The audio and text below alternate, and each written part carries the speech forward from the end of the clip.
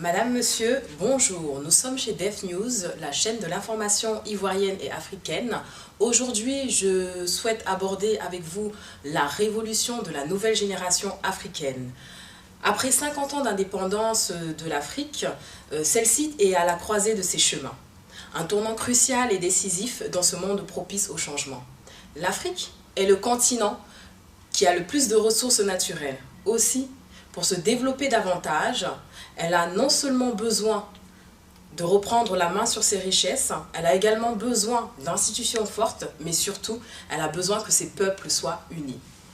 Comme une révolution, la jeunesse africaine et la diaspora se lèvent, de l'éveil des consciences à l'action, la marche pour l'équilibre, pour la prospérité est enclenchée.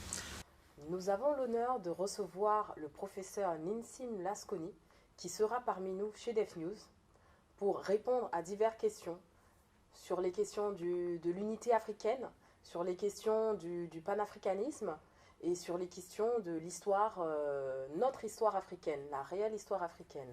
Voilà, donc je vous dis à tout de suite. Merci.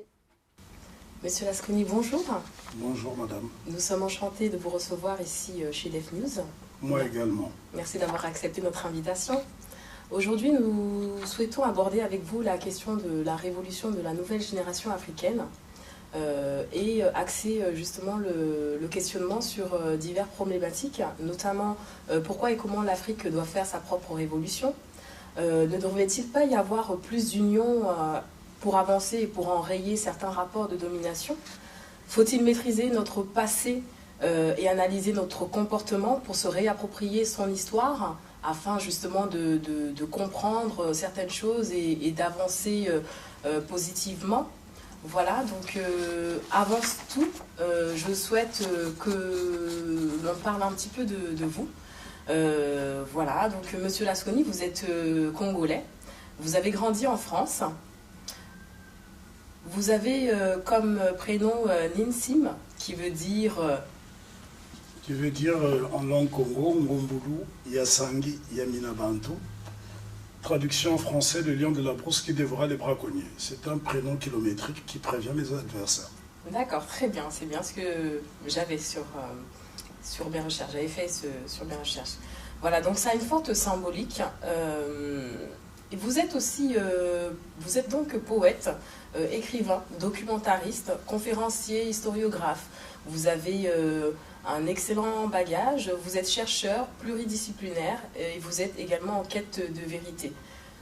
Oui, je dirige également une formation musicale de 22 musiciens qui s'appelle le Pan African Jazz Orchestra. D'accord. Qui revisite l'histoire de l'Afrique à travers la musique, puisque j'ai une formation, j'ai fait le conservatoire de Lagny-sur-Marne.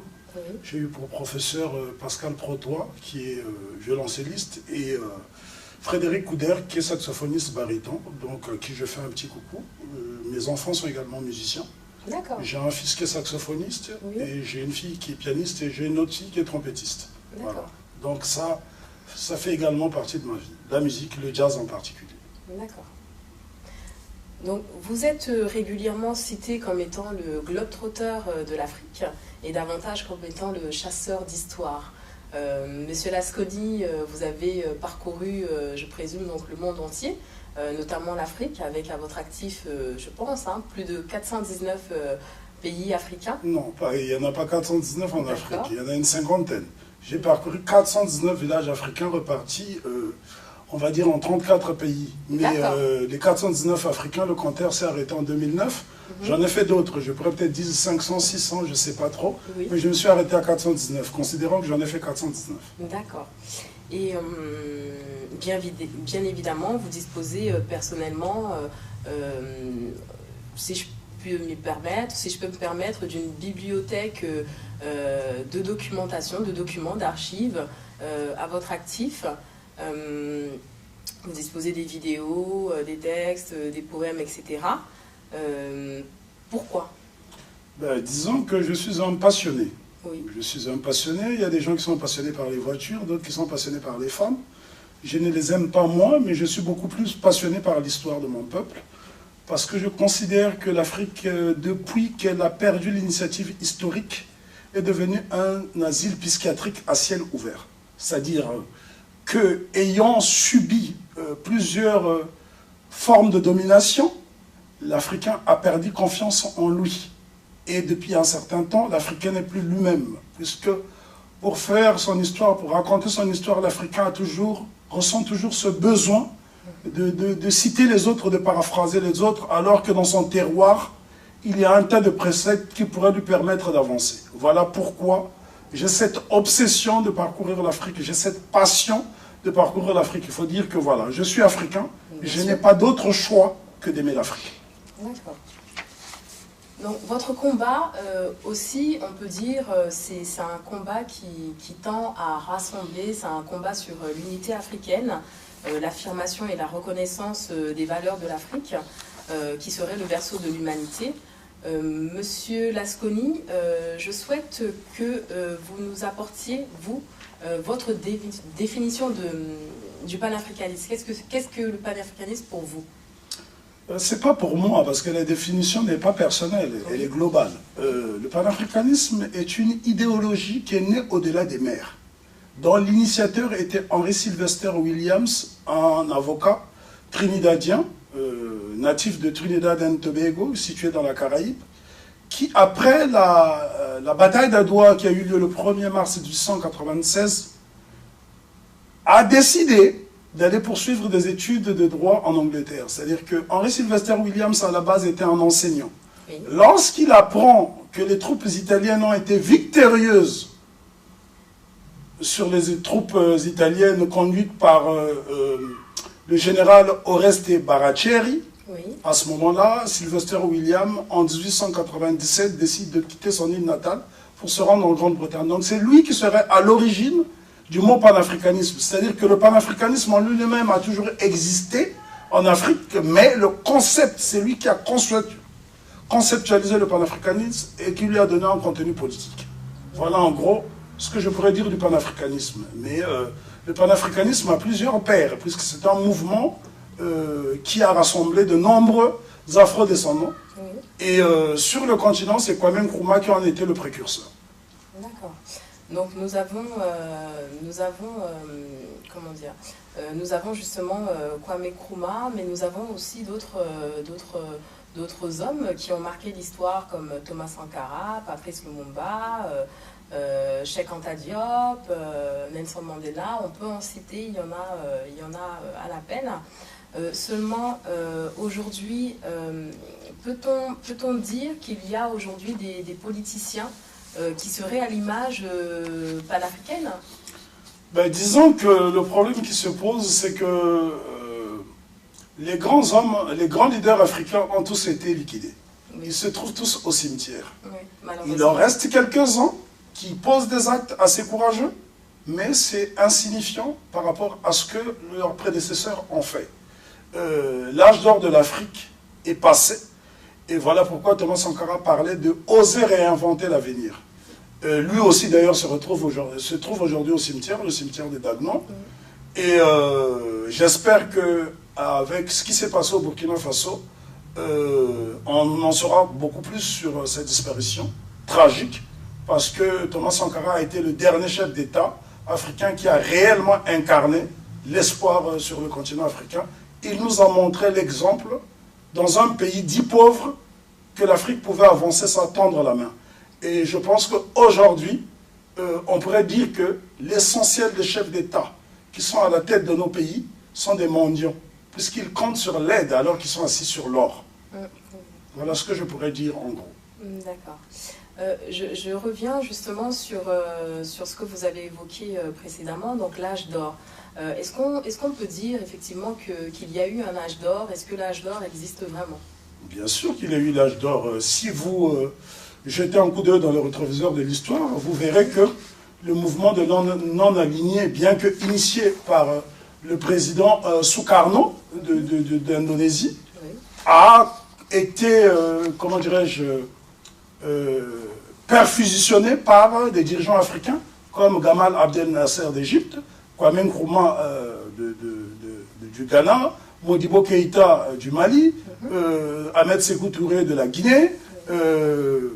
On pourrait également citer le cas de l'empereur Haïlé Sélassié, hein, qui avait envoyé à l'époque, en 1955 à Bandung, à la conférence de Bandung, justement la conférence qui a rassemblé les leaders de ce qu'on appelle les tiers-mondistes, il avait envoyé un représentant. Donc il y avait également le Soudan à l'époque, qui avait également envoyé un représentant au mouvement, à la conférence des non-alignés qui a eu lieu en décembre 1955 à Bandung.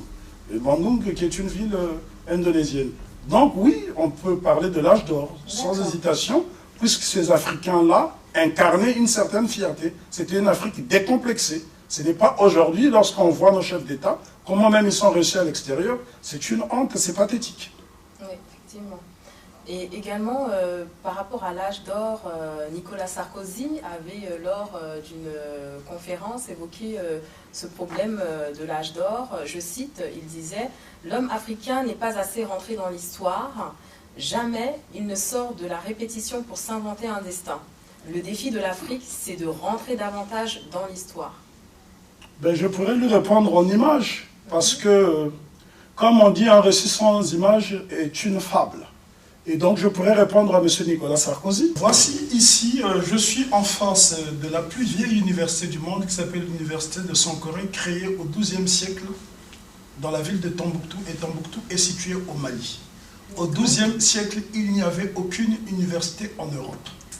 La Sorbonne, qui est l'université la plus réputée de France, n'a pris réellement forme qu'au XIXe siècle. Il suffit de se rendre devant l'entrée principale de la Sorbonne pour s'en convaincre, il y a une stèle qui le précise. Ici, nous avons ce qu'on appelle un mausolée. Malheureusement, c'est un patrimoine qui tend à s'effriter parce qu'il y a des djihadistes qui sont acharnés sur ces mausolées, qui protégeaient à l'époque cette fameuse université de Sankoré, et notamment ce qu'on appelle la mosquée de Djingaribert, qui fut construite pendant 5 ans.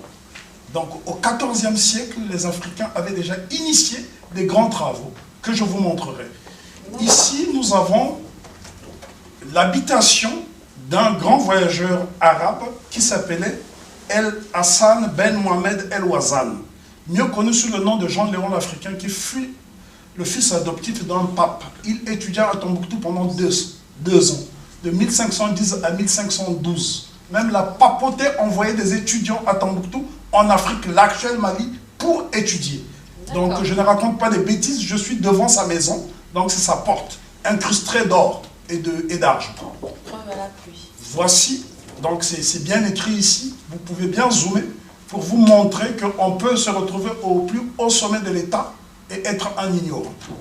Exactement. Ici, nous avons une bibliothèque qui contient des manuels pré-islamiques, donc des manuels qui existaient avant même l'avènement de l'islam.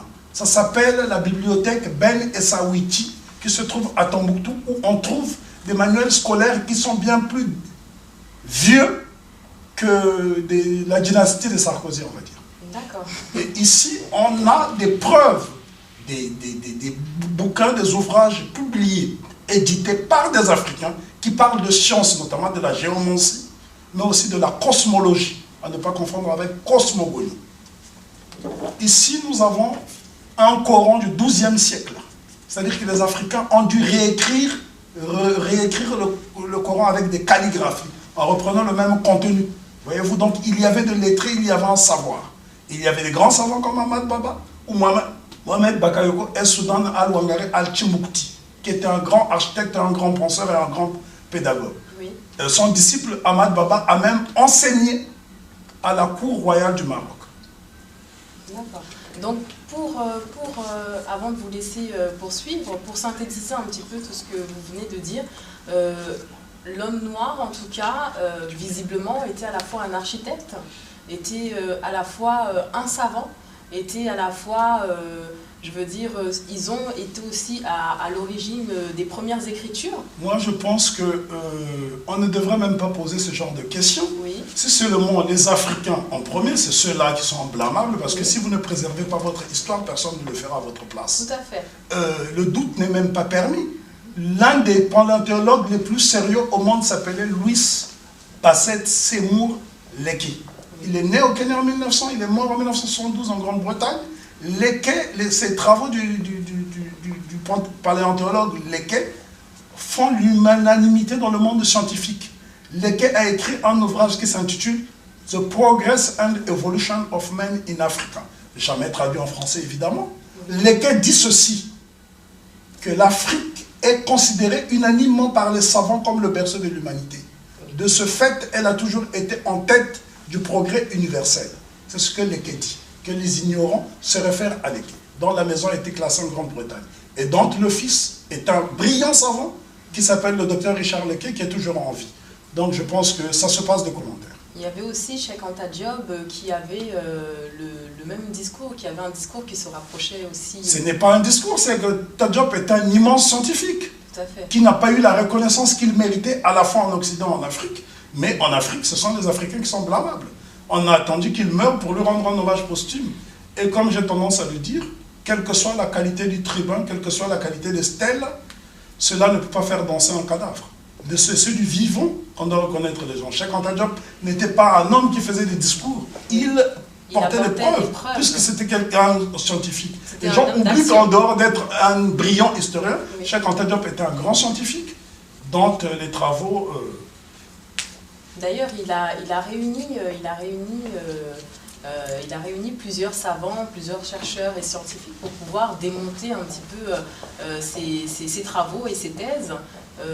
Qu'est-ce que vous pouvez nous dire sur cela?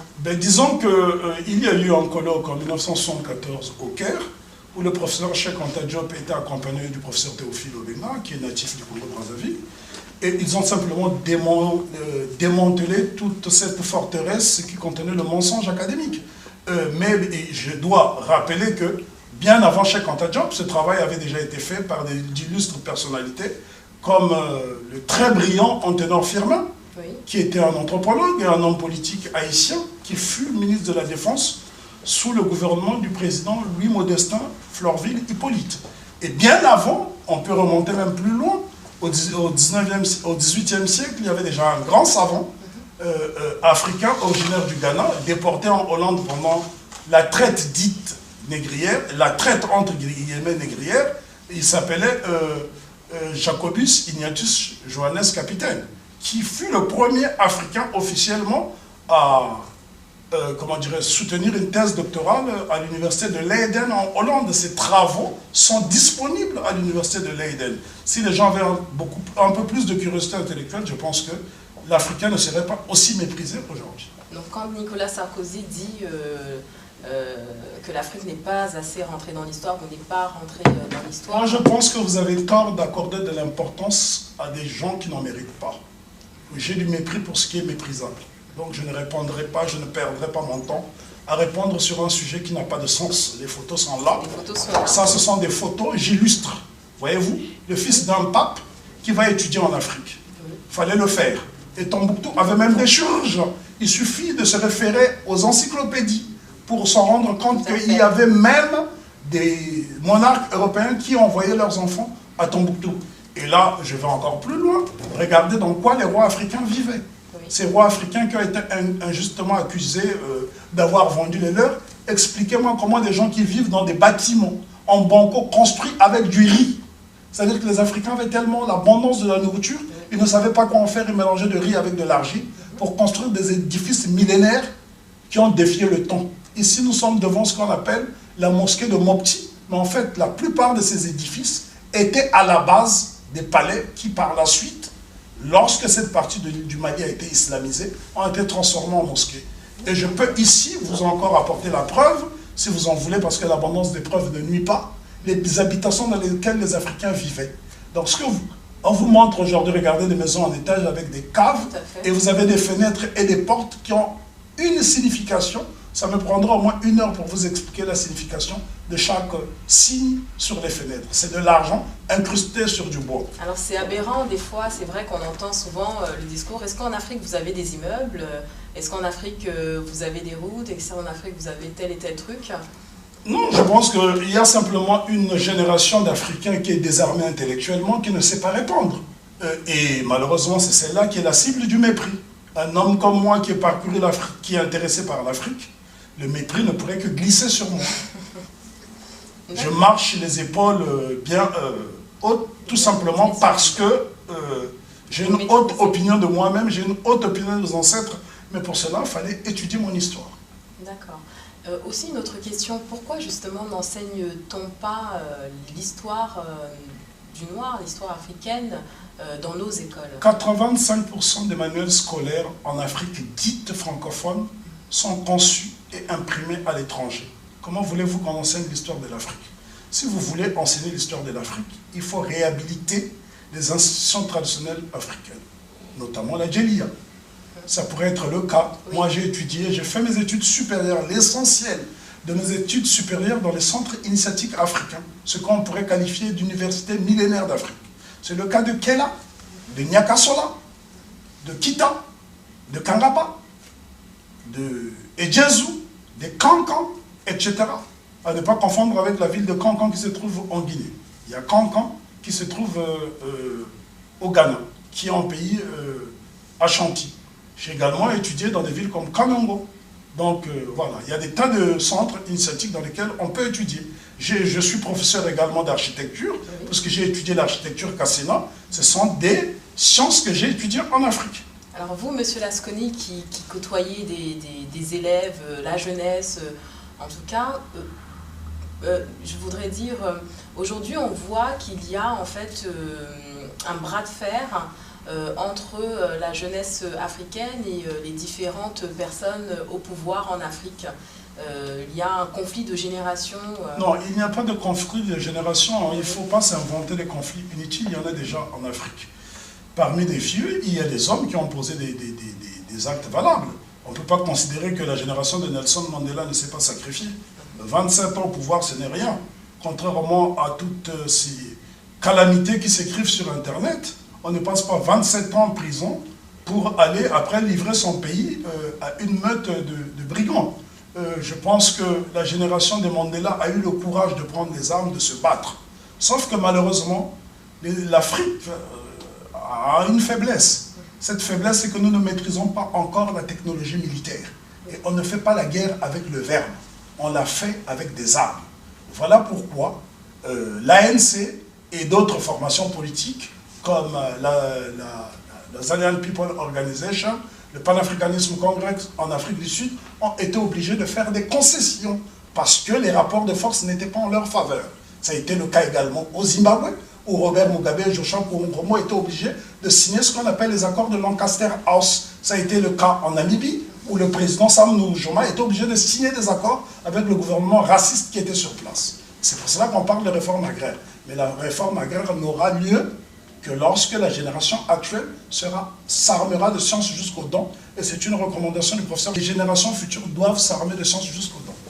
Il serait prétentieux de croire que notre génération est à l'avant-garde, que ça a été la première génération à avoir médité et combattu pour le changement en Afrique. Non, les précédentes générations n'ont pas démérité. Ici, j'ai l'exemple de la photo de Nana Asantewa, qui fut une grande reine au Ghana, au royaume Ashanti, qui a constitué une armée de 26 000 femmes pour combattre les Britanniques. Et si les hommes n'avaient pas trahi les secrets de combat des Ashanti, les Anglais ne seraient pas sortis victorieux.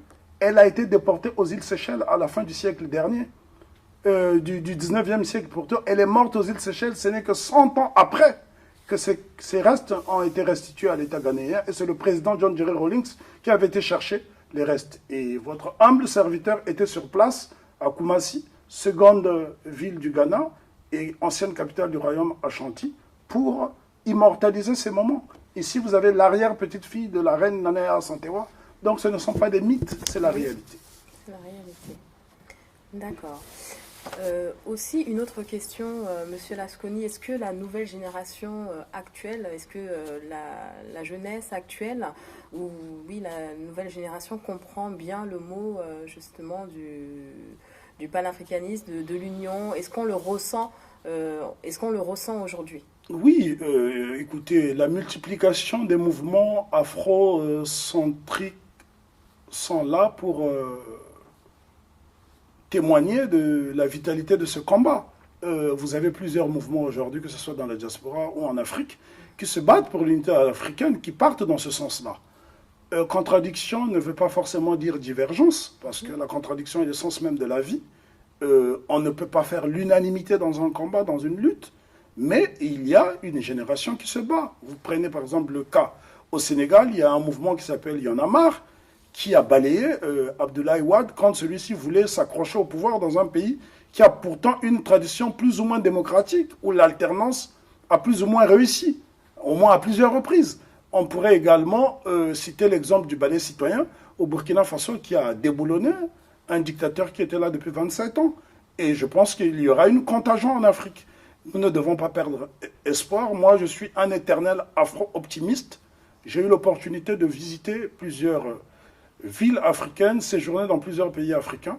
Et je suis convaincu d'une chose, c'est que l'Afrique avance à pas des géants. Le déficit de l'image vient du fait que les chaînes de télévision africaines ne font pas le travail. On n'a pas assez de reporters pour sillonner et montrer les avancées de l'Afrique. Prenons le cas du Nigeria. On vous parle du Nigeria, quand on évoque le Nigeria, on parle de corruption et de meurtre de bidonville. Mais on oublie que le Nigeria est la deuxième puissance cinématographique au monde. C'est le deuxième producteur de films, avant même Hollywood. Le Nigeria a 120 banques nationales. Le Nigeria a 2 grands pôles universitaires, Ibadan et Lagos, qui forment des milliers de scientifiques. D'accord. Donc, un pays comme le Zimbabwe et le Malawi comble le déficit en personnel médical de la Grande-Bretagne, qui est pourtant la 5e puissance économique du monde. Alors, donc, c'est pour vous dire que l'Afrique avance. Ne perdons pas espoir. Nous devons rester afro-optimistes parce que le désespoir ne résout rien. Nous devons aussi avancer main dans la main. Quand vous évoquez le Nigeria, je veux dire avec tout ce qui se passe actuellement, donc on ne peut ne pas parler de la guerre actuelle. Oui, mais vous savez que ce sont les médias mainstream qui font l'actualité. C'est ce qu'on appelle l'actualité sélective. C'est de la propagande. On montre, quand il s'agit de l'Afrique, on se focalise sur ce qui est négatif. Mais des meurtres, il y en a partout dans le monde. Prenez un pays comme la Colombie. Seulement, je voudrais dire, voilà, on a le Nigeria, on a le Kenya, on a le Burkinabé, on a des guerres un petit peu partout. Non, on n'a pas de guerre un peu partout. C'est ce qu'on appelle des foyers de tension. Le Nigeria n'est pas en guerre. Si vous allez dans une ville comme Abuja, vous aurez l'impression d'être dans un paradis. Il n'y a pas de conflit, c'est un grand pays. D'accord. Est-ce que justement, il y a comment dire, un rassemblement de la diaspora, un rassemblement des peuples africains ou des nations pour se soutenir justement, pour régler Il vous arrive de suivre l'actualité africaine? Tout à fait. Oui. Le Cameroun, le Niger, le Tchad, le Bénin, on voyait des contingents pour aller nettoyer Boko Haram au Nigeria. Et cela se fait également en Somalie. Pourquoi est-ce qu'aujourd'hui les Kenyans payent un lourd tribut? C'est le fait que l'armée kenyane fait du bon travail en Somalie pour nettoyer les foyers des Shebabs. Oui. Donc il y a des armées africaines. Et l'Éthiopie, l'armée éthiopienne, l'armée burundaise sont sur le terrain pour faire le travail. On ne peut pas dire que rien ne se fait en Afrique. Le panafricanisme élitiste a certes échoué, mais le panafricanisme des masses existe. Si vous empruntez la route en Afrique, vous vous rendrez compte que très peu d'Africains disposent d'une pièce de référence et pourtant ces gens-là voyagent parce que les Africains ignorent ces frontières. Vous retrouvez les mêmes populations de part et d'autre. Vous avez des fonds au Gabon, vous les avez en Guinée équatoriale, vous les avez au Cameroun. Oui. Donc c'est ridicule que de garder ces frontières-là. Nous militons pour le démantèlement des frontières qui sont un héritage néfaste de la colonisation, puisqu'il n'y a pas d'héritage positif, contrairement à certains illuminés qui ont voulu nous faire croire qu'il y avait des actions positives. L'héritage colonial est néfaste, nous devons nous en débarrasser. L'Afrique traditionnelle, c'est l'Afrique stable. Et c'est cette Afrique qui a produit des édifices féeriques. Il n'y a pas une civilisation comparable à celle de l'Égypte. Il n'y a pas une civilisation comparable à celle du Nord. L'Afrique a produit des grandes civilisations. Nous avons tendance à nous focaliser sur la plus brillante de notre civilisation, qui est la civilisation égyptienne. Mais ce n'est que l'aboutissement de plusieurs civilisations. Il y en a eu bien d'autres. L'archéologie est là pour témoigner. Vous allez en République démocratique du Congo, vous avez une grande ville moderne, comme Ifuka, qui était la capitale du royaume Kuba dont on ne parle pas. Il suffirait d'aller débroussailler un peu cette zone pour pouvoir voir des édifices féeriques. Et si vous lisez les témoignages du révérend William Shepard, qui a fait le Congo au début du XXe siècle, il vous dira de quelle magnificence il a été témoin. Vous pourrez également lire les témoignages d'un anthropologue allemand comme Léo Frébinus, oui, qui en dit beaucoup de bien. Léo Frébinus a publié plusieurs ouvrages intéressants, des ouvrages qui ont fait date dans l'histoire de l'humanité, notamment le destin des civilisations, ou qu'est-ce que l'Afrique signifie pour nous. Et d'ailleurs, ce titre va inspirer un grand poète de la Renaissance de Harlem qui s'appelait Kantikoulen, qui a écrit un fabuleux poème qui, pour moi, est le plus bel hommage à l'Afrique, qui s'intitule Heritage, What Africa is to me. D'accord. Donc tout à l'heure, je reviens sur ce que vous avez dit tout à l'heure par rapport aux États d'Afrique qui sont en guerre. Donc, non, pas en guerre. Oui. Il y a des conflits internes. Oui. Il n'y a pas de guerre entre États en Afrique. Non, il n'y a pas de guerre entre États. Quand on parle de guerre, il y a des conflits internes et ces conflits existent aussi bien en Italie, ça existait en ex-République fédérale de Yougoslavie, ça existe on peut parler de guerre lorsqu'il s'agit de l'Ukraine et de la Russie. C'est deux nations qui se battent. En Afrique, il n'y a pas de guerre. Il y a des conflits internes et nous sommes en train de déployer une énergie considérable pour éteindre ce feu. Pour éteindre ce feu. Voilà. Et aussi, je voulais aussi revenir sur la question de la jeunesse. Est-ce que la jeunesse qui est à l'extérieur, donc par exemple en France, en Angleterre, etc., est-ce que cette jeunesse-là, est-ce qu'on ressent que cette jeunesse-là est concernée par ce qui se passe en Afrique? Je pense que vous êtes mieux placé que moi pour répondre à la question. Moi, je passe l'essentiel de mon temps à enseigner sur le continent. Je connais mieux la jeunesse du continent que celle d'ici. Il m'arrive de donner des conférences en Europe, mais je ne côtoie pas toute la jeunesse. Donc vous êtes mieux placé pour répondre à cette question. Je serais mal placé pour vous donner une bonne réponse. Concernant la jeunesse, en tout cas, nous la préparons. Je vois un enthousiasme et un engouement. Il y a un engouement lorsque je donne mes conférences. J'ai donné des conférences en Allemagne, à Karlsruhe, à Augsbourg. Il y avait du monde. Et ce ne sont pas des Tchétchènes qui sont venus à mes conférences, ce sont bel et bien des Africains qui sont venus massivement. J'ai donné des conférences à l'université Paul Valéry de Montpellier, même à Nanterre, à Paris 10, il y avait du monde. Il y avait beaucoup de jeunes Africains. Et oui, je pense que la toile est là pour montrer qu'il y a un engouement. La jeunesse est consciente, mais je vous parlerai, moi, plus de la jeunesse sur le continent qui se bat. Nous avons contribué à former une future élite africaine, une jeunesse capable d'affronter des chars à main nue. C'est ce qui s'est passé au Burkina et c'est ce qui se passe un peu partout. Vous savez le nombre de jeunes qui sont morts au Togo lorsque le père Eyadema était au pouvoir? Il y a eu pendant 7 mois une insurrection populaire dont la ville de Lomé était paralysée. Les jeunes sont morts, beaucoup ont été jetés dans la mer et certains ont traversé la frontière à Flao pour se retrouver de l'autre côté de la frontière, notamment au Ghana. Donc il y a une jeunesse qui est là, qui se bat sur le continent. Celle de la diaspora, on ne peut pas dire qu'elle ne se bat pas, elle se bat aussi avec ses moyens, mais vous savez, on n'a pas beaucoup de marge de manœuvre quand on se trouve dans le pays de Trouy. Vous comprenez? Parce que cette diaspora, qu'est-ce que vous voulez qu'elle fasse si ce n'est d'apporter un soutien moral? Vous comprenez? On ne peut prendre des armes que dans son propre pays, pas à l'extérieur. Sinon, ça serait assimilé à du mercenariat. Monsieur Lascoulin, récemment, nous avons eu des événements en Afrique du Sud. Qu'est-ce que vous pouvez nous dire sur ces événements? Quel est votre regard sur ces événements, pardon? Disons que tout observateur attentif qui a suivi ce qui s'est passé pendant l'apartheid ne devrait pas s'en étonner ni s'en offusquer. On doit condamner ce qui se passe, mais les événements malheureux d'Afrique du Sud sont l'émanation d'une poignée d'individus sous-éduqués et frustrés de voir des congénères venir réussir dans leur pays. Vous savez, le cloisonnement peut conduire un peuple à la folie. Pendant des années, les Africains ont été ghettoisés. Ils vivaient je parle des autochtones, des Noirs. Ils vivaient dans ce qu'on appelle des townships, des taudis, comme Sophia Town, Alexandra, Sharpeville. Et ce sont des gens qui n'ont connu que la misère et les shibins. Les shibins, ce sont comme ce qu'on appelle des débits de boissons dans lesquels les gens buvaient de l'alcool frélaté. Et ça, lorsqu'on a vu ses parents au chômage pendant des années, qu'on n'a pas été éduqués comme il fallait, parce qu'il y a eu une loi pendant l'apartheid qu'on appelait le Bantu Education Act, qui condamnait les Africains, donc les autochtones, à recevoir une éducation au rabais. Et avec une telle population, il ne faut pas s'attendre au miracle. Voilà pourquoi l'ANC a misé sur les générations futures. ce qui se passe en Afrique du Sud est regrettable, mais moi personnellement, je ne suis pas surpris. Pourquoi? Pour que le public l'Afrique du Sud, concrètement, qu'est-ce qui se passe? Ce qui se passe en Afrique du Sud, c'est qu'il y a une poignée de Sud-Africains qui n'ont pas d'emploi, qui n'excellent pas dans les affaires, qui n'excellent pas dans l'administration, qui pensent que voilà, le pain, son pain a été volé par des étrangers, entre guillemets. Mais je pourrais dire également que les Blancs qui vivent en Afrique du Sud, qui détiennent l'essentiel de l'économie, sont aussi des étrangers, puisque ce ne sont pas des autochtones.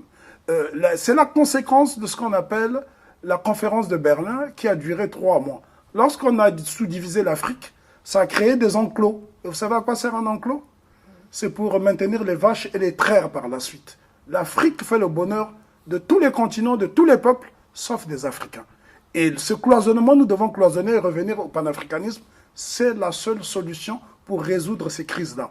Je vous donne un exemple. Si vous allez en Afrique du Sud, vous avez 2 pays qui sont enclavés dans l'Afrique du Sud. Enclavés dans l'Afrique du Sud. C'est le cas du Lesotho, et qui est majoritairement habité par un peuple qu'on appelle les Soto. Soutou, ça se prononce en langue locale. Vous avez également des Soutou en Afrique du Sud, qui sont à cheval entre les 2 pays. Mais ceux du Lesotho, lorsqu'ils viennent en Afrique du Sud, ils sont considérés comme des étrangers. Vous avez des Swazis en Afrique du Sud, vous les trouvez majoritairement au Swaziland. Vous avez des Ndebele au Zimbabwe, vous les trouvez également au Kwandebele en Afrique du Sud. Et les Ndebele du Zimbabwe, lorsqu'ils arrivent en Afrique du Sud, sont considérés comme étrangers. C'est la conséquence du cloisonnement.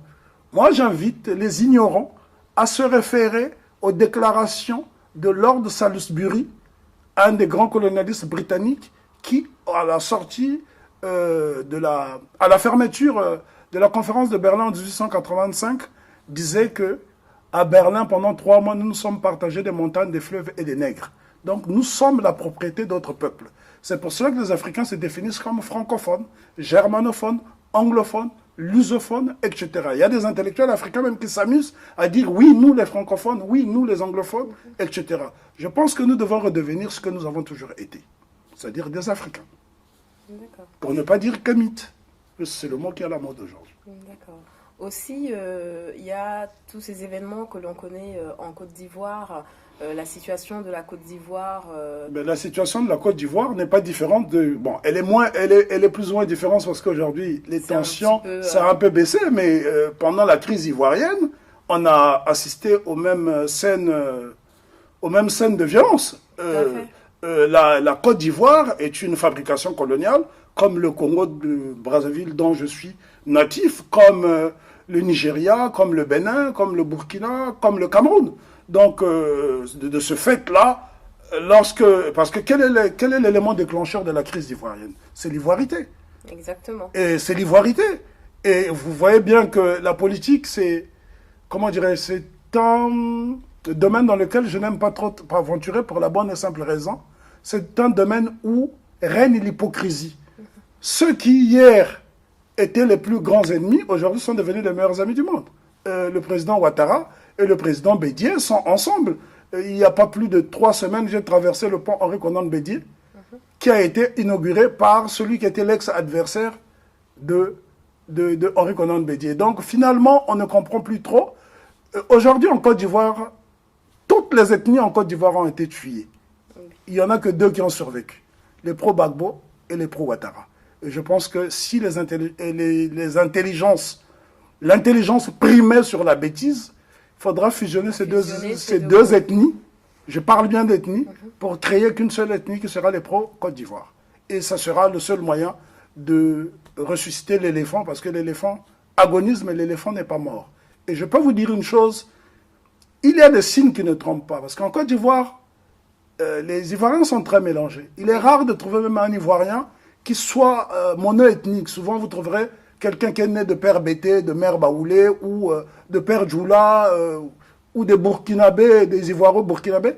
Tout cela existe. Moi, j'ai des amis de part et d'autre en Côte d'Ivoire. Le discours que je peux tenir à l'égard de mes frères ivoiriens, réconciliez-vous avec vous-même.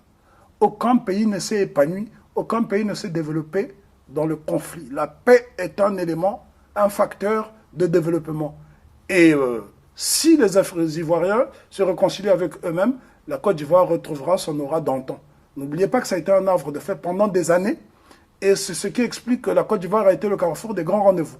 Hein, les grands artistes, les Tchalamwana, les Manu Dibango, les Samangwana sont passés par la Côte d'Ivoire. La Côte d'Ivoire, c'était les États-Unis d'Afrique en miniature. Mais simplement, pendant des années, la Côte d'Ivoire a eu une politique qui n'était pas favorable au panafricanisme, d'où la facture que nous payons aujourd'hui, parce que n'oubliez pas que le président Nkrumah, qui est Nzima, donc du groupe Akan, le président Houphouët-Boigny, qui était Baoulé, donc du groupe Akan, aurait pu faire l'unité, montrer l'exemple. Et je pense que Nkrumah allait dans ce sens. Malheureusement, l'un faisait partie du groupe de Moranvia, qui rassemblait ce qu'on appelait les séparatistes, et ceux qui étaient favorables à la balkanisation, et dont le chef de file était Félix Houphouët-Boigny. Et on avait le camp de Casablanca, qui rassemblait les fédéralistes, Modibo Keïta, Ahmed Sékou Touré, etc. Et aujourd'hui, l'histoire donne raison au camp de Casablanca, parce que si l'Afrique avait été fédérée, les ivoirités, toutes ces conséquences n'auraient pas eu lieu. Il y a eu la Côte d'Ivoire a été scindée en deux pour la bonne et simple raison, l'ethnicité a primé sur la nation. Chacun s'est identifié à son à son terroir. Et malheureusement, on a vu, ça nous a fait perdre 10 ans en Afrique. Exactement. Moi, j'ai de l'espoir, parce que les Africains ont une capacité extraordinaire à se régénérer. Il n'y a pas plus de 2 semaines, j'étais en Côte d'Ivoire, je compte y retourner pour donner des conférences à l'université de Cocody, et je serai également en résidence au centre de civilisation noire qui se trouve au plateau d'Okui. Donc j'invite ceux qui sont sur place à venir sur place, parce qu'il faudrait détribaliser les Africains. Détribaliser les Africains ne veut pas dire perdre ses repères ethniques, parce que tout être humain a d'abord une identité clanique, une identité familiale, une identité tribale. Tout à fait. Le vrai problème, c'est que lorsqu'on appartient à une nation, on doit mettre de côté son ethnie. Exactement. Parce que cela crée des déséquilibres. Et l'union. Moi, je pense que on doit tirer les leçons des conséquences subies, parce qu'il y a eu quand même des milliers de morts en Côte d'Ivoire. Les Ivoiriens ont été d'ailleurs les premiers à être surpris par ce qui leur arrivait, parce que pendant très longtemps, la Côte d'Ivoire était citée en modèle comme un havre de paix, mais nul n'est à l'abri du désastre. Et malheureusement, ce qui est arrivé arriva. Et comme on dit chez nous, le remède à ces différents conflits qu'il y a un petit peu qu'il y a en Afrique. Aussi en Afrique, je voulais aussi aborder la question justement des sociologues, parce qu'on a beaucoup de grands économistes, on a beaucoup d'économistes. Est-ce qu'on a suffisamment de sociologues justement pour... On n'a pas de grands économistes en Afrique. Si Oui. on avait des grands économistes, le problème économique aurait été résolu en Afrique. D'accord. Nos économistes sont formés où? Vous pensez que l'Occident pourrait nous donner les clés pour nous sortir de cette situation dans laquelle nous sommes depuis des siècles? Non, je ne pense pas que les économistes africains formés en Occident pourraient apporter des solutions. Nous devons sortir du paradigme colonial, c'est-à-dire du paradigme occidental. On nous a vanté les économistes pendant la période de la perestroïka, puisqu'après 90, il y a eu un mouvement... de démocratisation sur le continent, et la plupart des premiers ministres de transition étaient des économistes. C'était le cas d'André Milongo au Congo-Brazzaville, c'était le cas de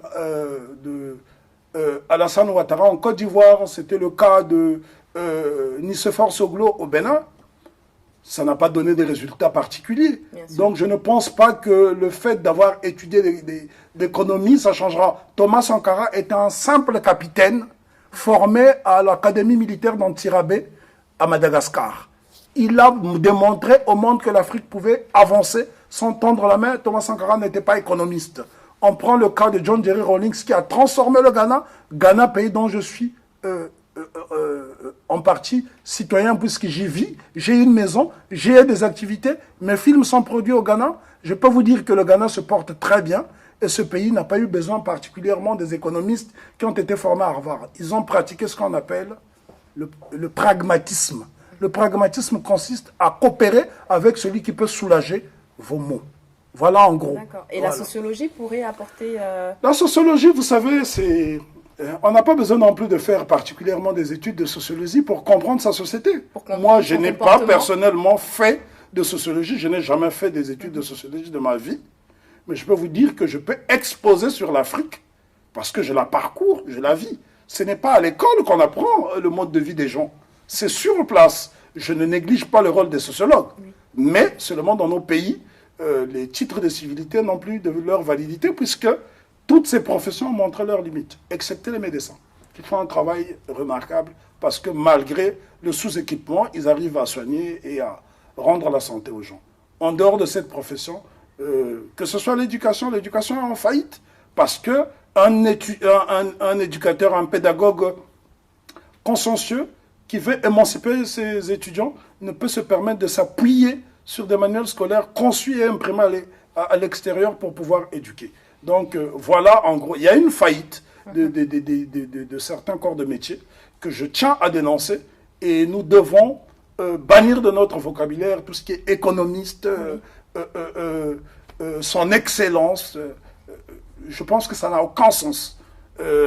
L'intelligence africaine, entre guillemets, en tout cas importée, a montré ses limites. Je ne jette pas l'opprobre sur ceux qui ont étudié à l'extérieur, mais je pense que la plupart de l'élite, enfin l'essentiel de l'élite intellectuelle et politique africaine est une élite préfabriquée qui ne trouve pas les remèdes pour régler nos problèmes. Comment expliquez-vous que pendant des années, dans des régions sahéliennes où il y avait un problème de sécheresse, il a fallu que les Chinois inventent le tricycle, qui est une moto à 3 roues, qui aujourd'hui remplace l'âne, parce que pour pouvoir aller chercher de l'eau dans certaines contrées d'Afrique, il faut faire 40 km à pied. Et les gens étaient obligés parfois d'utiliser l'âne. Et tout le monde n'a pas les moyens de s'offrir l'âne. Et donc, qu'est-ce qui s'est passé? Les Chinois, en un temps record, ils ont observé, ils ont inventé des tricycles. Aujourd'hui, ça vaut entre 800 000 et 1 million. Allez au Cameroun, allez au Mali, allez au Burkina, allez au Niger, vous trouverez ces tricycles partout. Pendant des années, nous avons utilisé la bougie dans l'arrière-pays, ce qu'on appelle l'Interland. Et vous savez que la bougie brûle. Quand vous vous retrouvez dans une habitation en banco avec de la paille au-dessus de la toiture, qu'est-ce que vous faites? En cas d'incident, la maison brûle. Les Chinois sont arrivés. Je ne suis pas en train de faire l'apologie des Chinois. Je suis en train de montrer le pragmatisme chinois. Ils ont amené des ampoules qui fonctionnent avec des piles et qui éclairent autant que l'électricité. Moi, je pense que les intellectuels africains, les ingénieurs africains doivent aller dans ce sens, être pragmatiques. Les théories de l'école, c'est très bien, mais ça ne soulage pas pour l'instant les populations qui souffrent. Aujourd'hui, nous avons besoin des intellectuels pragmatiques. Voilà. Je pourrais citer l'exemple d'un homme comme le professeur Denis Mukwege, qui est un brillant chirurgien, qui répare des femmes au Kivu. Et je pense que cet homme mérite l'ovation de toute l'Afrique. J'ai également découvert en Côte d'Ivoire, au marché de Marcory, un homme qui répare les femmes, il s'autoproclame saintologue, il répare les poitrines flasques. C'est un homme qui remodèle la femme avec des produits naturels faits à base de karité. Ce sont des exemples, c'est un homme qui n'a jamais fait des études de médecine. Je suis en train de lui consacrer un film et il serait bon d'en parler. Voilà. Pour terminer, simplement, Monsieur Lasconi, à votre niveau, qu'est-ce que vous, en termes d'action, vous avez entrepris justement pour valoriser l'Afrique, pour mettre la lumière sur l'Afrique, pour montrer la grandeur de l'Afrique ou simplement pour éveiller des consciences? Alors, je tiens tout d'abord à dire que je ne suis pas seul à faire ce travail. Il serait prétentieux de tout ramener à moi. Nous sommes nombreux, nous sommes tout un bataillon de cinéastes, de documentaristes, d'historiens qui faisons ce travail-là. Moi, personnellement, mon travail consiste à montrer l'Afrique coquette. Je suis ce qu'on appelle un promoteur de la beauté africaine. Et quand j'entends la beauté africaine, du continent jusqu'à dans la Caraïbe, parce qu'il y a des Africains qui vivent dans la Caraïbe, qui vivent dans les Amériques. Et pour cela, j'ai publié une série de documentaires pédagogiques que j'ai initiés, une collection, l'Afrique impériale racontée aux Afro-descendants. Il s'agit d'un projet initié par l'UNESCO qui s'appelle The Slave Road Project, j'ai été invité par le gouvernement d'un petit pays qui s'appelle Saint Kitts et Nevis, qui se trouve dans les Caraïbes britanniques, où je suis parti pour affronter des chercheurs pour parler de l'Afrique. Et c'était pour moi mettre en exergue ce passé qui a été occulté pendant des années. Ça, c'était à Saint Kitts et Nevis. Là, c'est en Guadeloupe, en 2010, au mois de l'Afrique, où il y a une biennale qui a lieu, donc une biennale tous les 2 ans. En 2010, j'étais invité où j'ai donné 3 séries de conférences en Guadeloupe pour parler du déficit de l'image de l'homme noir. Montrer comment la négrophobie a été l'origine de la négrophobie et apporter des solutions pour pouvoir combler ce déficit de l'image de l'homme noir. J'ai également créé une série qui s'appelle Matière grise et noire. Et le premier portrait que je dresse, c'est celui du professeur Souleymane Tadjouf, qui est un brillant scientifique sénégalais, méconnu au Sénégal, méconnu en France, qui est un des spécialistes de l'énergie solaire. Et je pense que cet homme pourrait combler nos déficits énergétiques. J'ai également fait une autre série, je vous montre des séries de documentaires que j'ai fait. Bien sûr. Black Entrepreneurship. Il s'agit des entrepreneurs afro-caribéens, afro-américains, africains du continent, qui ont créé des empires. Là, c'est le cas du docteur Yaya Traoré, qui est un médecin burkinabé, oui, qui est pharmacien, et qui, à partir de la science, a trouvé des solutions pour pouvoir multiplier les poussins, on va dire comme ça. Et il produit à peu près 1600 œufs par jour, ce qui est énorme dans un pays sahélien où il y a des problèmes de nourriture parfois. Et je suis en train également de faire un documentaire sur les Dermés. Les Dermés, un film qui s'intitulera Une famille en bronze. Ce sont des scientifiques, des grands sculpteurs qui, depuis des millénaires, fabriquent des œuvres féeriques. Les Dermés, depuis des générations, depuis le 11e siècle, non, le 12e siècle, je m'excuse, fabriquent des sculptures en bronze. Ils font c'est-à-dire que ce qu'ils font, c'est extraordinaire. Ils auraient été capables même de reproduire le monument de la Renaissance à Dakar. Malheureusement, le complexe d'infériorité de nos dirigeants a fait qu'on a préféré passer commande en Corée, alors que regardez les œuvres. Regardez, ça vaut plus de 100 000 euros. C'est du bronze. Ça pèse plus de 200 kilos. C'est très beau. C'est une œuvre qui a pris exactement 4 ans de travail. Et ce sont des gens qui, et ils diminuent même le chômage au Burkina Faso. Je parle souvent du Burkina parce que le Burkina, aujourd'hui, est un pays qu'on peut citer en modèle. Et voici ce qu'ils font. Ça, c'est un chamélier. Tout ça, c'est du bronze. Le bronze est constitué des métaux de récupération. Et à partir de ça, voilà. On vous parle aujourd'hui du développement, comment dirais-je, l'économie solidaire ou je ne sais quoi, des concepts qu'on invente tous les jours. Et voilà l'exemple même d'un développement endogène. Malheureusement, ce sont des gens dont je ne parle pas. Je touche également aussi un peu à la politique. La crise malienne vue dans le Sahel, c'est mon dernier documentaire. Je suis parti sur le terrain lorsqu'il y a eu le coup d'État, aussitôt lorsque le capitaine Aya Sanogo a fait son coup d'État au Mali. J'ai aussitôt pris l'avion, je suis parti sur le terrain, interroger les gens, aller sur le terrain de conflit, interroger les gens, filmer les dégâts qui ont été causés. Voilà. Et là, c'est un film que j'ai consacré à Sa Majesté Todete II. C'est le représentant des têtes couronnées du Bénin au Cameroun. Donc, il est résident à Douala. C'est un des tradis praticiens les plus titrés. Sa Majesté Todete II, en dehors d'être un monarque, est un médecin traditionnel qui, grâce aux plantes, arrive à soigner des maux que parfois nos hôpitaux ne parviennent pas à soigner. Alors, je vous laisse nous présenter vos dernières œuvres. Alors, il ne s'agit pas de mes dernières œuvres, parce que mes dernières œuvres ne sont pas encore éditées. Autant pour moi. Autant ma filmographie est très importante. J'ai publié une trentaine de films en mon nom, mais j'ai également réalisé plusieurs films pour des chaînes de télévision. Et puis, j'ai donné priorité à l'image pour mettre en exergue le génie africain, pour promouvoir la beauté africaine, parce que nous avons souvent droit à la laideur sur les chaînes de télévision, et moi je suis un promoteur de la beauté africaine. J'ai très peu publié en livres pour la bonne et simple raison, il y a très peu de gens qui achètent les livres.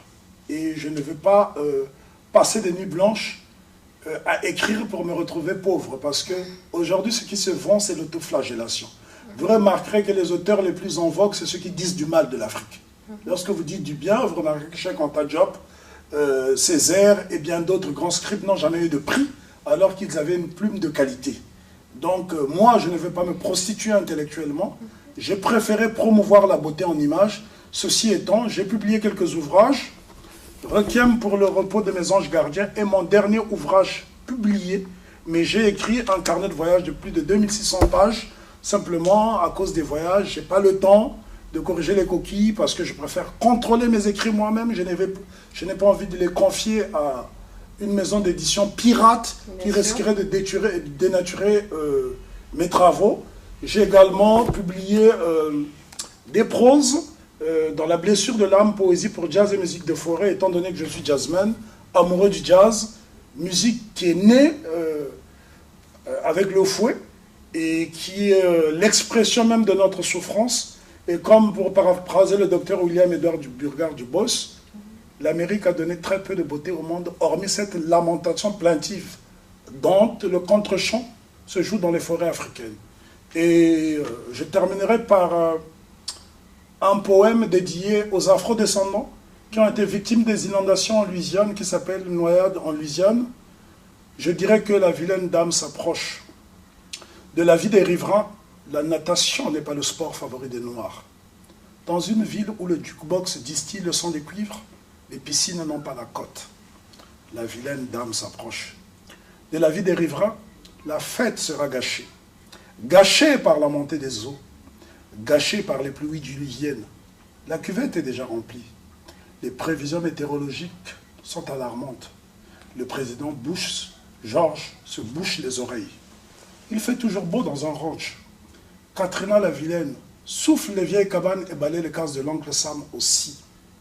Difficile de nager quand on ne sait danser qu'aux claquettes. Chanter du blues n'attire pas les secouristes. Chanter du jazz n'arrête pas les cyclones. Voilà, je m'arrête. C'est beau en tout cas. J'aurais pu continuer. C'est beau. Il faut lire entre les lignes aussi. Bah, merci beaucoup, Monsieur Lasconi. C'est moi qui vous remercie. De votre présence et de nous avoir appris beaucoup aujourd'hui. Et nous espérons vous revoir assez rapidement. Pourquoi pas pour d'autres chroniques ou d'autres thèmes. J'espère que vous me ferez l'honneur de vous déplacer au Ghana, venir me rendre visite sur place. Avec plaisir. C'est là où je passe l'essentiel de mon temps désormais. Avec plaisir. Merci, Monsieur Lasconi, et à très bientôt. À très bientôt. Au revoir.